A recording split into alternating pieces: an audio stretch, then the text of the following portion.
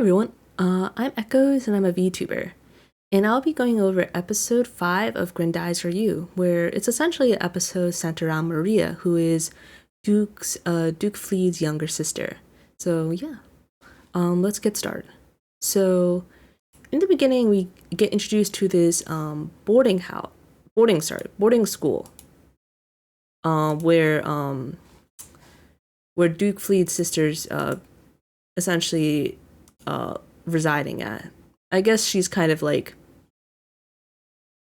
essentially went off on her own to school instead of, I don't know, like in a place where she can like live there for a while. Whether it's for her safety or because she's young, I don't know. But regardless, she lives apart from the palace, and then you see all these nuns right here. So you see that the enemy has descended with all their ships and stuff, and they're like essentially hand over the princess, and then the nuns are like, oh, there's only nuns here, and then they storm in with violence, and then you see Maria right here with the nun outfit. It's like, Maria Grace Fleet, your criminal brother killed his parents. We're arresting you instead until he surrenders himself.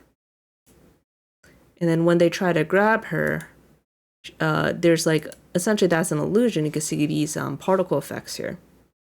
And then she's all the way up there. It's like, who do you think you are to come and arrest me? You see that she kind of gives off this really energetic sister vibe sort of thing. And then they're like, oh, you knew we were coming? Who told you? She is like, I can predict the future. I'll be seeing you later. And she has this very haughty look, but I guess it's appropriate for a princess of her age. Again, they're like, arrest her, and then she escapes, kicks this guy, and then she steals the ship. And then she is like, oh, you're accusing him of being a criminal. And essentially, what does she say here? She beats the baddies. Oh yeah, she says, my brother can't be a criminal. And she says an important line here at the very end. One sec. Let me see if I can pull it up. Don't want to play this too long. Because she says something important right here, maybe here. Okay. Yeah, my brother didn't kill my mom and dad. Because she knows that, at least. She destroys the machines. Okay, then she says one more thing, I think, here. Kill my mom and dad.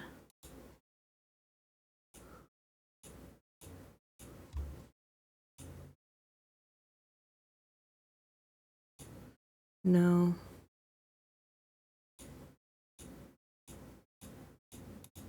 Yeah, but then she says something important. That's why I'm trying to pull it up. And then she's destroying the machines in the process. Maybe we'll see it later. Let's see.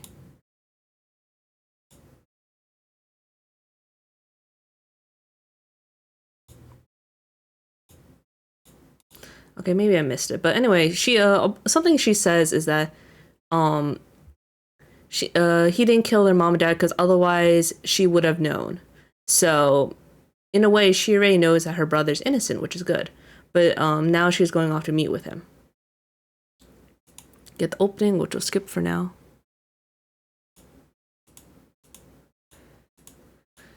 And then yeah, and then she's gonna meet her brother.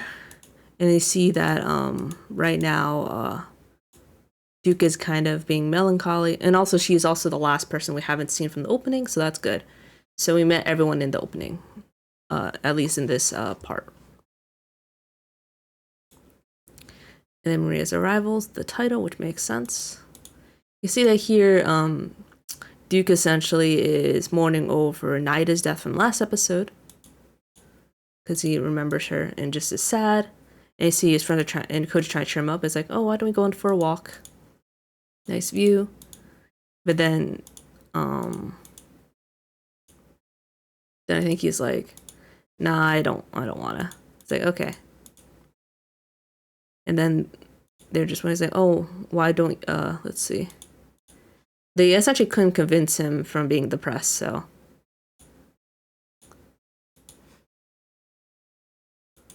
Why don't try to convince him? And then they're trying to find other ways to cheer him up, essentially. Still find it her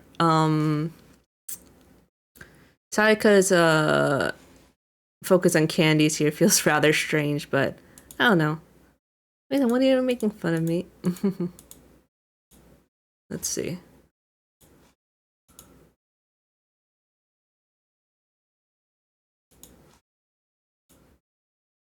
That's weird. Some of the subtitles are missing.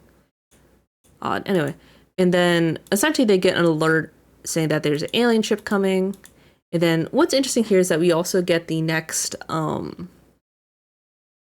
get his new like transformation sequence a bit, like essentially how he gets into the Grendizer, which is interesting. He goes like through this tube, which is really cool. He like slides down, falls through, and enters the cockpit. And then he goes through a variety of tunnels and goes through that waterfall, like the Mazinger. Then we see this ship right here. And he's like, oh, that's strange. Why is there only one ship? Then he hears Maria, who is his sister here. I feel like, I don't like, the subtitles of this is a bit messed up. And they're like, oh, did she say brother? Is that you, Maria? And then they meet up. It's like, you're saying like, oh, they're saying you killed mother and father, which he didn't, which we learned from a previous episode. But I never believed them. There's also, how can you listen to the enemy's lies? And then she essentially calls him a savage. And when they start taking Doma as friends, and yeah, he translates, and then Koji is offended. It's like, what? Isn't that the truth? And then she gives him a variety of insults. Way out of your league when it comes to my brother. You can tell she really likes her brother a lot too. Voice is annoying. They don't get along. It's like, and then this other girl's like, oh, that's his sister. And then they go, and then Duke is like, oh, just forgive her. She's just young. And she's like, oh, I'm not a kid. I'm 14 already. And then he's like, you must not offend a planet when you don't know anything about it.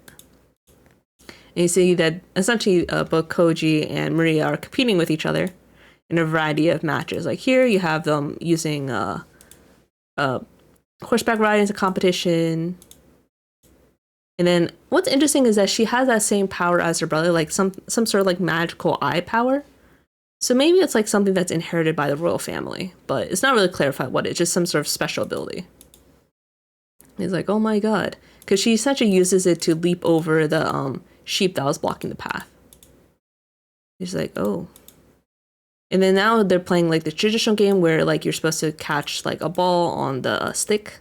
But she does it the other way around. Can't try and get a good image. Yeah, right here. She does the opposite. She gets the stick on the ball, which I guess also works. Rather skilled young girl. Rock, paper, scissors. Then she hits him with a rubber hammer. Oh, some sort of other, I don't know what this game is. Maybe some sort of traditional game. Like, yep. And then she's like, oh, I won 10 times. And then she's using her power again here. And I don't know what it does. I don't know if it makes her smarter or like can read into the minds of others. I don't know. And then she's also playing Go, which is interesting as well. Like, oh, Maria. It's like, oh, do you want to compete with me? She's like, and they decide to, the next match would be cooking because the girls want to compete too. The priestess lady cooks fish. Maria's cooking fried rice, which is definitely an interesting choice here. And then Sayaka, I actually relate to Sayaka. She just microwaving frozen food. That's a mood right there. Believe me, I get it too. Sometimes the easiest way is the best way. And then she heats up some takoyaki. Like, oh, this is so tasty. And then she uses mayonnaise to make it taste even better. I love Japanese mayo. It's godlike. Then the girl's disappointed. She's eating her own. Her food's pretty good. But she's like, man, essentially she says it doesn't taste as good as the sister's food, which is disappointing for her. Yeah, Maria's food is way more delicious, so in a way, I guess she feels like that she lost. Oop. And then you can see that the scientists here are essentially talking about how it's good to study other people's technology, blah, blah. And then we have this goop guy, probably from when earlier something attached to the ship that Maria stole. So you have this goop man. You see he's kind of sneaking around. He's in like, oh, Kasado's like, oh, who's this? Oh, you're Kasado, right? And then, and like, oh, this one of Vega's commanders. So essentially,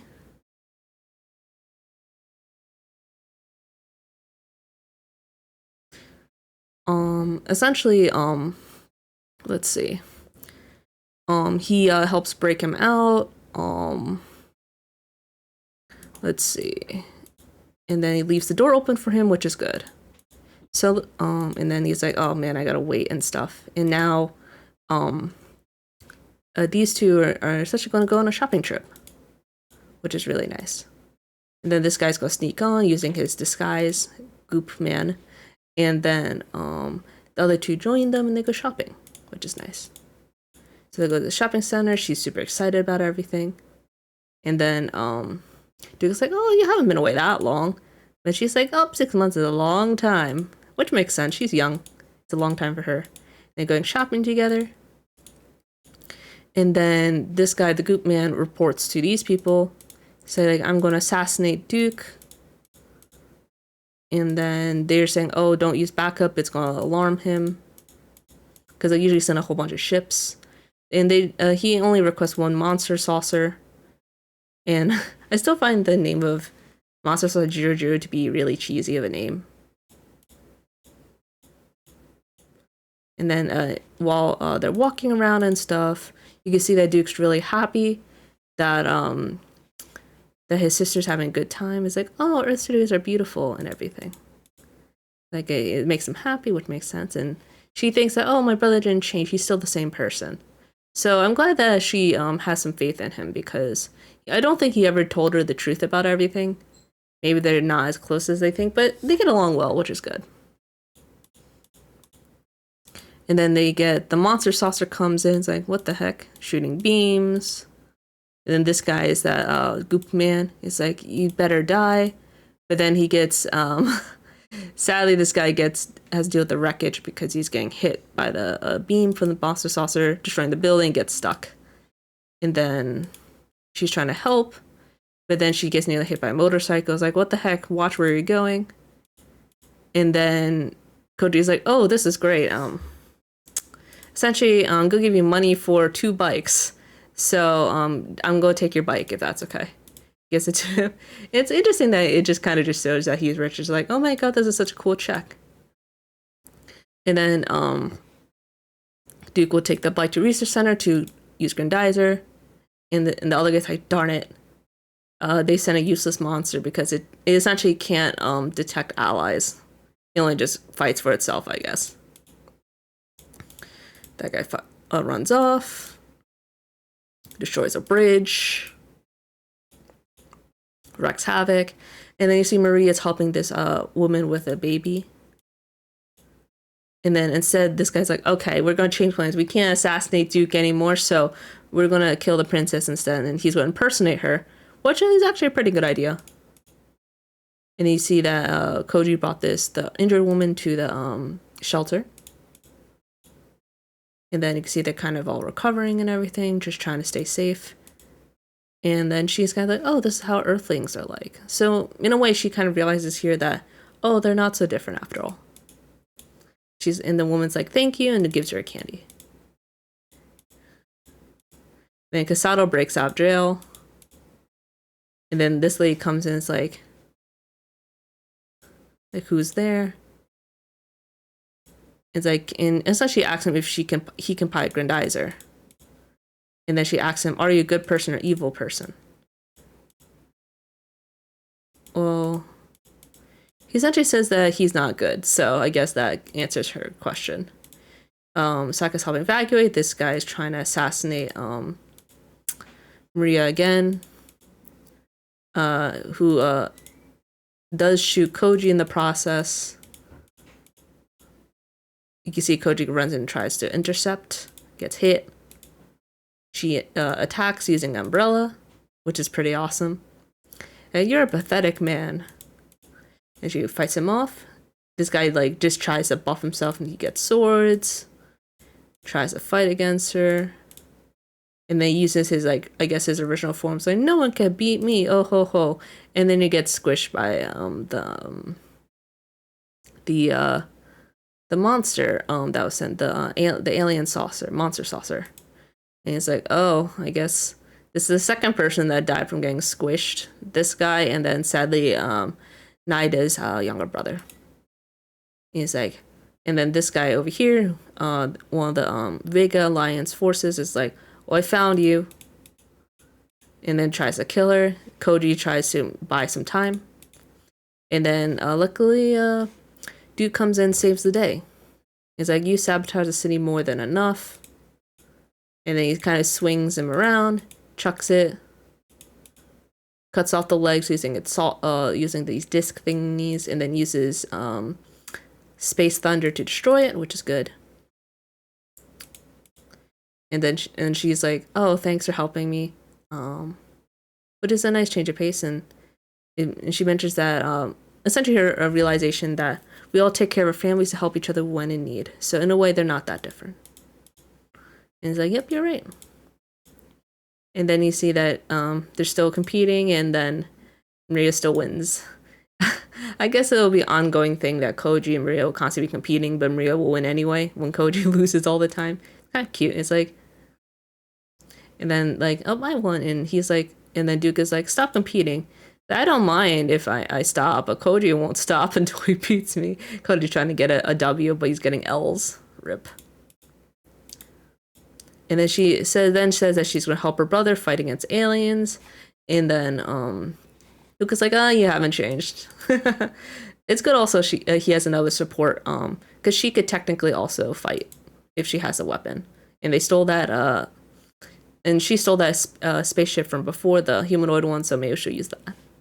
And then we have this other spaceship, well, it looks kind of like a snowflake. They always have these weird designs, not gonna lie. Then we have this lady who is, I think, Tirona, who seems to be the older sister, and then we have Rumina, who is the younger one here. It's like, leave, and then Tirona's trying to confront Duke and Grendizer. Not a good idea to face off with your ex. But then Rubina's like, oh, no, this is my responsibility. I'm the chief of Tactical Staff of Vega Forces. And then she will kill Duke herself. So in a way, we kind of get I don't know if this confirms whether or not Tirona and Rubina are both the princesses of the Vega Alliance or not. Because the Vega Alliance is like an alliance of planets, right? Are they only the princess of Vega specifically? It's hard to say, but regardless, it's we get a little everything. This episode, I think, is meant to be a little more lighthearted compared to last episode where Naida died, so or passed away. So now we get a little bit of energy back with Maria's involvement. So I think it's good to have her on the team to have another alien ally, because Naida couldn't do that before. And then the next episode will be confronting the princesses, which I think is revealed at the end here.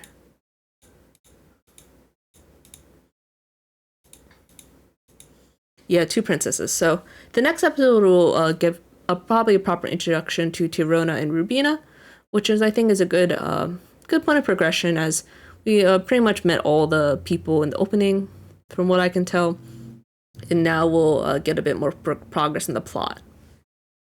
But yeah, not a bad episode. I really liked meeting Maria. She seems like a really nice girl. And that she and her brother will get along well together. So I'm looking forward to seeing their involvement. And then we get Kasado being out, so he's gonna be a menace. Oh boy.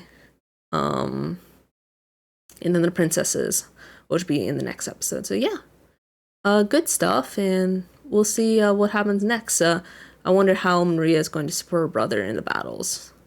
Just as I feel like I guess lately Sayaka and Koji have been kind of not really helpful because essentially it's like go do fight with Grendizer, and they're not really helping much. Helping with like Earth stuff, of course, but not in the actual combat part. Especially I mean it's not really Koji's fault because essentially Mazinger was essentially busted up.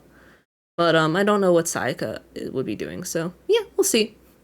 And yeah, that's it for now. And looking forward to talking more about the princesses next week. Take care.